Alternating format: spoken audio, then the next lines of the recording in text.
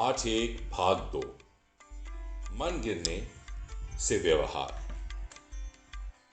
अपने ही कुनबे के उन सभी को खड़े देखकर अर्जुन अत्यंत कमजोरी के साथ शोक स्वर में बोला, हे कृष्ण, लड़ने के लिए अपने ही कुनबे को सामने देखकर मेरे अंग धसे जा रहे हैं, मुंह सूख रहा है, शरीर में कपकपी सी हो रही है और रोंगटे खड़े हो रहे हैं। हाथ से धनुष फिसल रहा है, त्वचा में जलन सी हो रही है, मन भ्रमित हो रहा है और खड़े रहने में भी मैं असमर्थ हूं। उल्टे लक्षण दिखाई दे रहे हैं, हे कृष्ण, लड़ाई में अपनों को ही मारकर मुझे कोई श्रेय नहीं दिख रहा। हे कृष्ण, न मैं जीतना चाहता हूं, न ही राजपाट, न ही सुखों को। क्या करना ऐसे राजपाट से, भोगों से और जीने से, जिनके लिए हमने राजपाट, भोगों और सुखों को चाहा, वे ये सारे प्राणों और धन की चाह को छोड़कर लड़ने के लिए आए खड़े हैं। गुरुजन, पुत्र, पितामह, मामा, ससुर, पौत्र और साले सब के सब रिश्तेदार हैं। हे कृष्ण, मुझ पर वार करने पर भी मैं इनको नहीं मारना चाहता। तीनों लोगों का राजपाट मिले तो भी नहीं, फिर जमीन के लिए तो क्या मारना।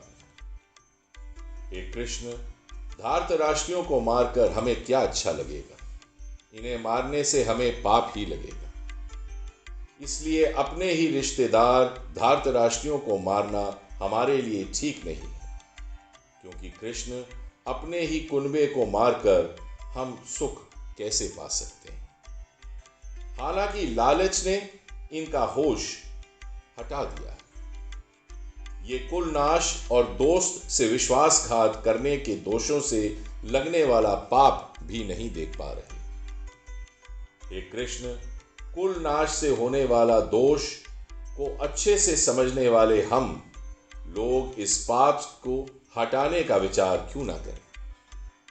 कुल के नष्ट होने पर कुल का सदा से चला आ रहा धर्म नष्ट हो जाता है। धर्म के नष्ट होने से संपूर्ण कुल में अधर्म बढ़ता है। अधर्म के बढ़ने से कुल की स्त्रियां दोषित हो जाती हैं। स्त्रियों के दोषित होने से मिश्रित जातियां पैदा होती हैं। मिश्रित जातियां कुल और कुल के नष्ट करने वालों को नरक में ले जाती हैं। कुल नष्ट करने वालों की जाति मिश्रण दोष के कारण सदा ही चली आ रही जाति धर्म और कुल धर्म की परंपराएं नष्ट हो जाती हैं।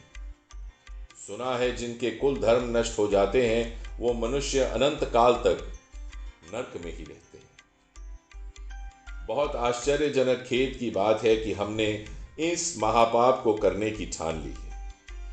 राजपाट और सुखों के लालच में अपने ही कुनबे को मारने के लिए जोश में आ गए हैं।